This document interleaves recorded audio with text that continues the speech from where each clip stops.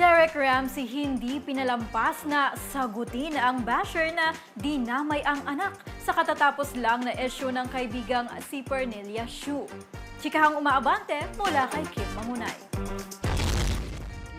Nag-viral ang post ni Derek Ramsey sa Instagram kamakailan kung saan makikita siya kasama ang kanyang anak kay Ellen Adarna habang kinakantahan ang bata. Bagamat maraming netizens ang natuwa at nagbigay ng positibong komento, may ilang bashers ang hindi pinalampas ang pagkakataon na magsalita ng negatibo. Isang netizen ang nagkomento ng isang hindi kanais-nais na pahayag na tila inuugnay sa anak ni Derek ang issue na kinasangkutan ng kaibigan niyang si Pernelia Shu sa tampuhan ni Filmar Alipayo at Andy Eigenman.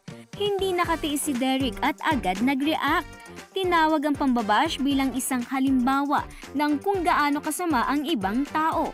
Belta ni Derek, sigurado siya na ang kanyang anak ay lalaking maayos at may mabuting kalooban para patawarin ang mga taong katulad ng naturang basher. Ako si Kim Mangunay ng Abante Radyo. Itong balitang mabilis, mabangis at walang mintis.